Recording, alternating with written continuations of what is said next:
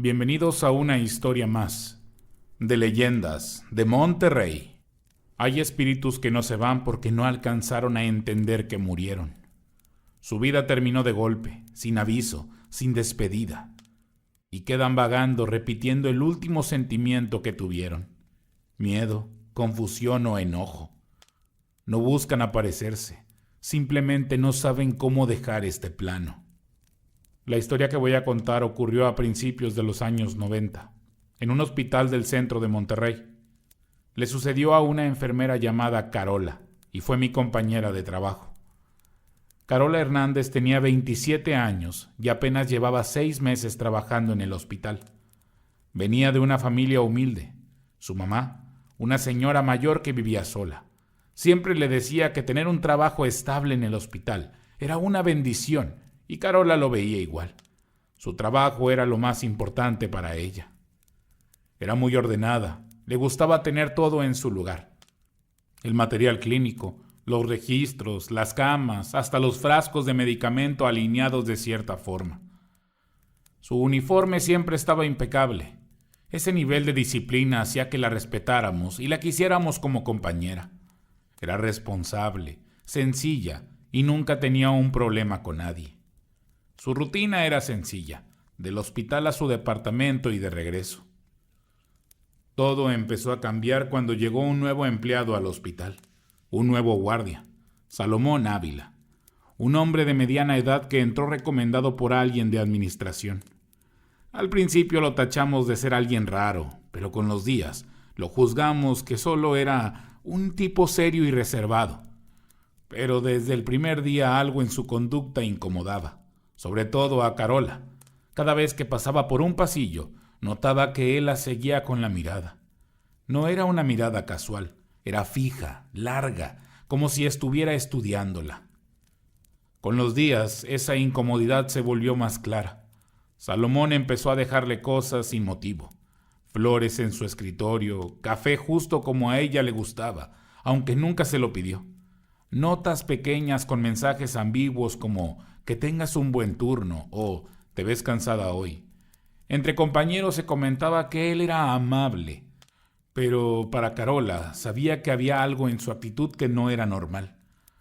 A veces aparecía en áreas donde él no tenía nada que hacer. Otras veces caminaba detrás de ella sin hacer ruido, solo siguiéndola.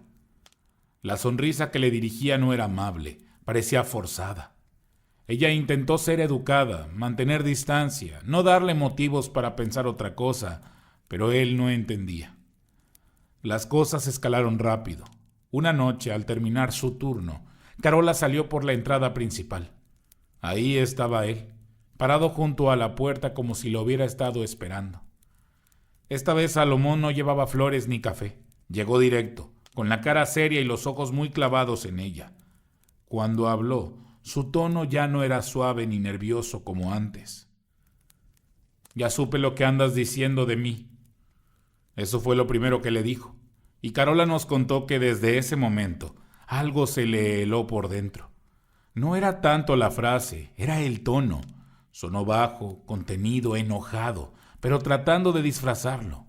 Ese tono que usan las personas cuando están reteniendo algo más fuerte. Ella respiró hondo y le contestó firme sin rodeos. Le dijo que no estaba diciendo nada, que simplemente quería que dejara de acercársele, que ya la tenía incómoda y que era mejor que cada quien se mantuviera en lo suyo. La reacción de Salomón fue lo peor. Su sonrisa incómoda desapareció. Su cara cambió completamente, como si se le hubiera apagado algo por dentro. Dejó de parpadear por unos segundos y solo la miraba, y entonces soltó: «Te vas a arrepentir». No lo dijo fuerte, lo murmuró, casi sin mover los labios, con un tono seco y totalmente distinto al que había usado antes. Ahí empezó a cambiar todo. Lo que antes eran flores, cafés y sonrisas incómodas, se convirtió en algo distinto. Ya no era un hombre tratando de agradarle, era acoso total. El hombre comenzó a aparecer en lugares donde ella pasaba, la entrada del área de enfermería, incluso el comedor en horas en que nunca iba. No le hablaba, no la saludaba, solo se quedaba ahí, mirándola fijo, como si estuviera esperando que ella cediera. Carola nos decía que esa mirada ya no era insistente, era de enojo. Empezó a encontrar notas en su casillero. Eran papeles simples, doblados, sin firma. Frases cortas, directas. Si no eres mía, no serás de nadie. Te estoy mirando. Ella ya no se sentía tranquila en su turno. Cualquier ruido detrás la hacía girarse rápido. Si un carrito chocaba con la pared, ella brincaba.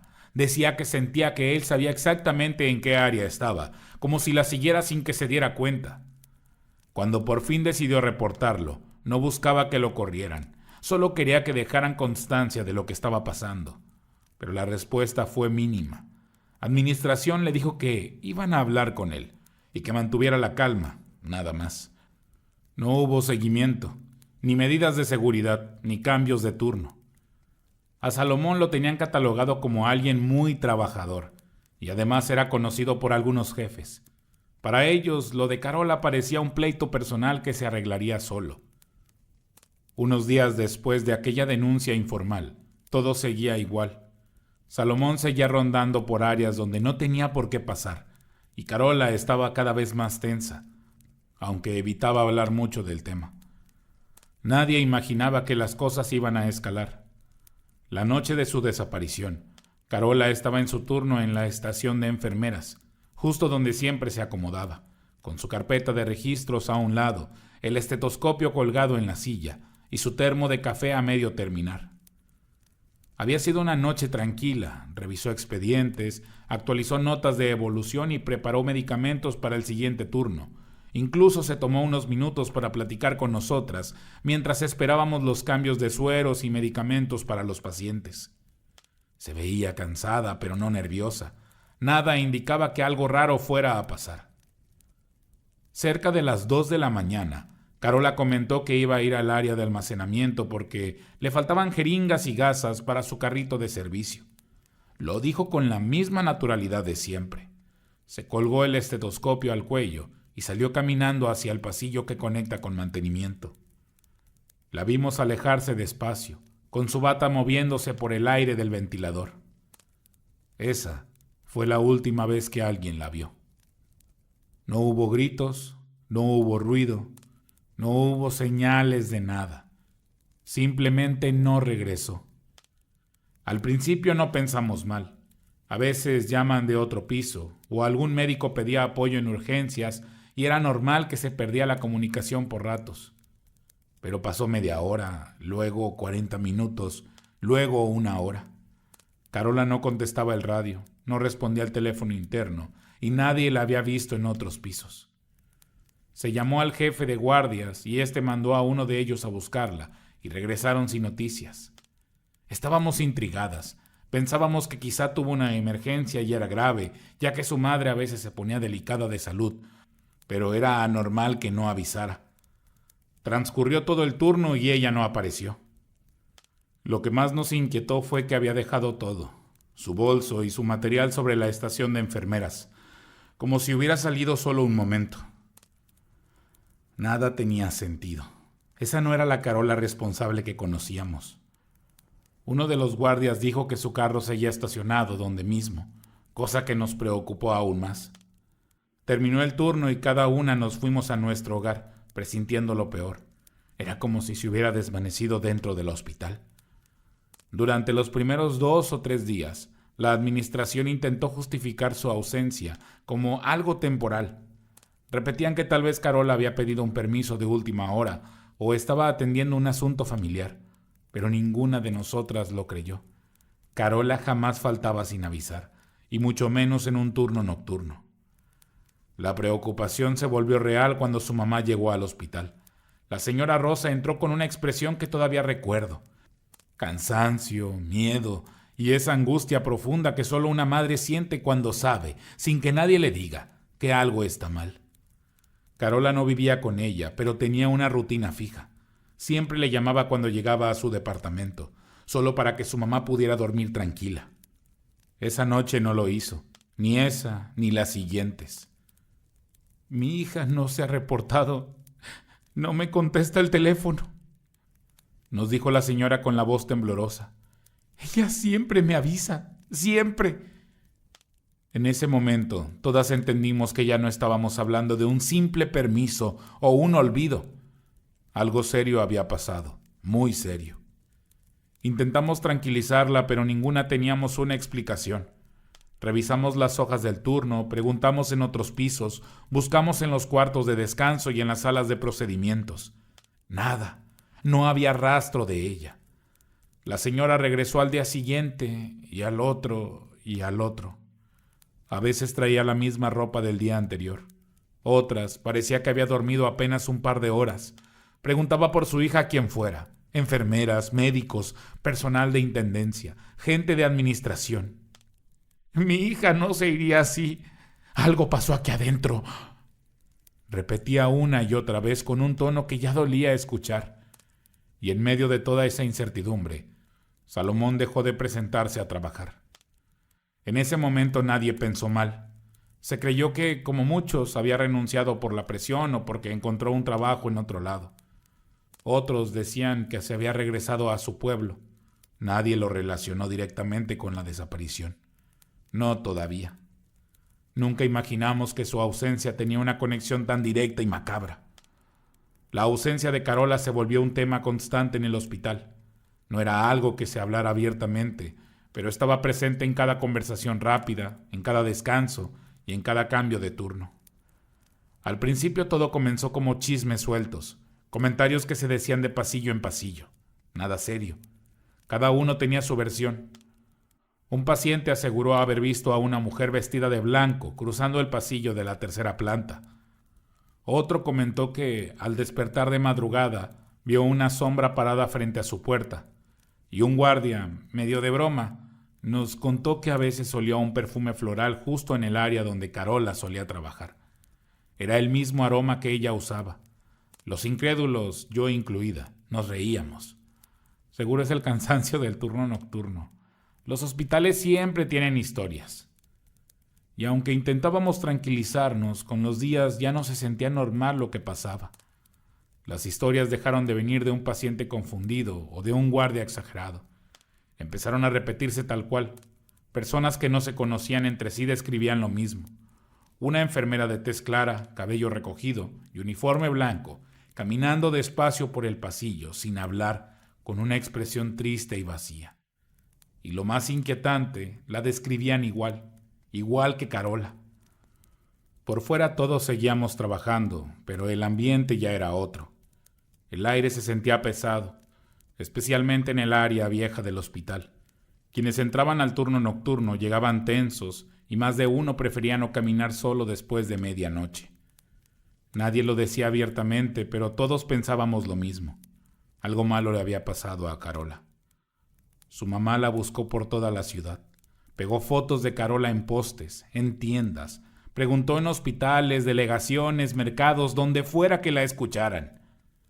La buscó incansablemente día y noche, con la esperanza de que alguien la hubiera visto, pero nadie sabía nada, como si Carola se hubiera borrado de un momento a otro. Una madrugada, mientras revisaba un expediente en el escritorio del cubículo de guardias, escuché que alguien dijo mi nombre.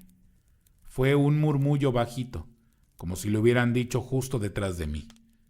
Lo escuché tan claro que sentí el estómago apretarse. Me giré de inmediato. El pasillo estaba completamente vacío. La luz blanca del hospital iluminaba todo, pero había una sensación rara, como si algo acabara de moverse. El silencio era tan profundo que hasta mi propia respiración me incomodó.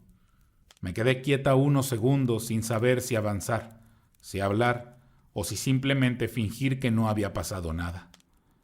No era mi imaginación, yo lo había escuchado.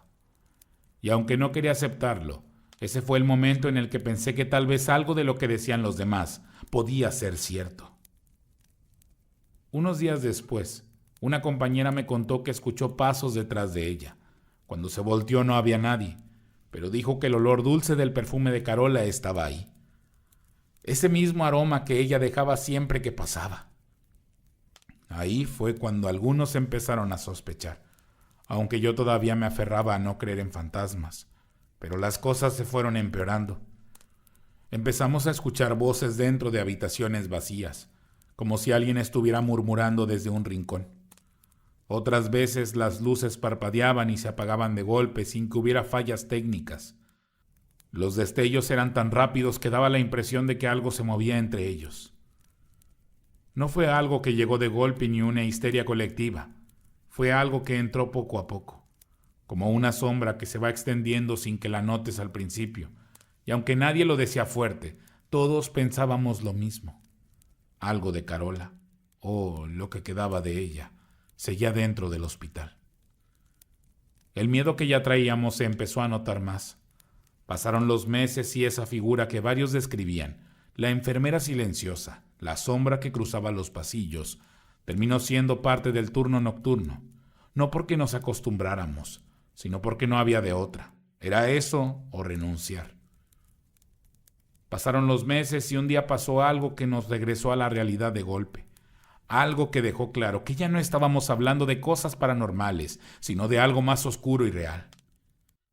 El personal de mantenimiento estaba haciendo una limpieza profunda en el área de desechos biológicos. Uno de ellos encontró un contenedor que olía extraño. No era el olor normal del cloro o de la basura del hospital. Era un olor pesado, dulce, como carne vieja. Cuando lo abrieron, los gritos se escucharon en todo el pasillo. Adentro no había solo material de desecho, había huesos humanos, mezclados de manera horrible con pedazos de carne ya descompuesta y restos de un uniforme de enfermera sucio y rasgado. Los colores, la tela, no había manera de confundirlos. Tardaron, como siempre, en llamar a la policía. Y cuando al fin llegaron, empezó todo el proceso. Acordonar el área, tomar fotos, hacer preguntas, cuestionar a todo mundo. Lo peor vino con la autopsia. Aunque intentaron mantenerlo en secreto, la información terminó corriendo por todo el hospital. Los restos eran de Carola.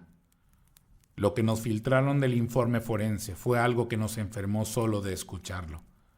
Dijeron que su cráneo estaba fracturado por un golpe fuerte, que los brazos y las piernas estaban rotos en varios puntos, como si la hubieran doblado y presionado hasta dejarla en ese contenedor pequeño. Era una brutalidad que nadie podía imaginar. Y claro, el rumor se regó en cuestión de horas. Todos pensamos en lo mismo. Fue Salomón. Pero cuando la policía fue a buscarlo, ya no vivía en esa dirección y nadie sabía nada de él. Había desaparecido días después de lo ocurrido. No dejó ni una nota, ni una dirección, ni un familiar al que acudir. Nada. Simplemente se esfumó. Ahí fue donde entendimos lo peor. Todo lo que habíamos visto, la sombra en los pasillos, el olor a flores, los susurros, no era exactamente Carola pidiendo justicia. Era el impacto de su muerte. Lo brutal que fue. Algo tan fuerte que quedó impregnado en el hospital, como si su final se hubiera quedado grabado en las paredes y en cada rincón donde trabajábamos. Cuando los restos aparecieron, muchos pensamos que por fin habría un cierre, pero no fue así. La noticia explotó en Monterrey. Periodistas afuera del hospital, patrullas entrando y saliendo, todo el mundo hablando de los restos encontrados de Carola. La policía, apresionada y avergonzada, buscó a Salomón por todos lados, pero él se había esfumado. Después de semanas sin avances, cerraron el caso como homicidio sin resolver. El hospital ya no podía mantenerse con esa tensión constante. La dirección estaba presionada. Por un lado, la madre de Carola había iniciado un proceso legal, y por otro, los incidentes que vivíamos afectaban la moral de todos. Así que decidieron organizar misas y rezos en la capilla del hospital para pedir por el descanso de ella. Muchos del personal se unieron, incluso quienes no eran creyentes. No buscábamos religión, buscábamos paz. Las enfermeras del turno de noche, en especial, nos juntábamos para encender veladoras en el área donde habían encontrado sus restos. Decíamos oraciones cortas pidiendo que, fuera lo que seguía aquí, pudiera irse. Pero la última manifestación fue la peor de todas. Esa noche el hospital estaba más silencioso de lo normal. No había código rojo, no había urgencias, no había movimiento. Y fue justo ahí cuando comenzó. Primero se escuchó un lamento, bajito, como si alguien estuviera llorando en una habitación lejana. No sonaba humano, era un llanto triste y ese sonido se fue extendiendo por el piso completo, entrando por las paredes y por las puertas. Los timbres de llamada se activaron al mismo tiempo.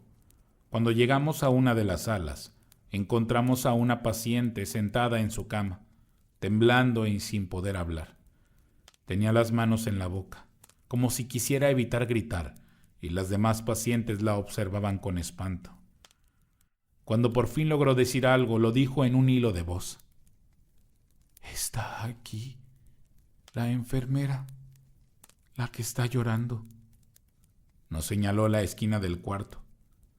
La paciente dijo que abrió los ojos porque sintió que alguien estaba de pie junto a su cama.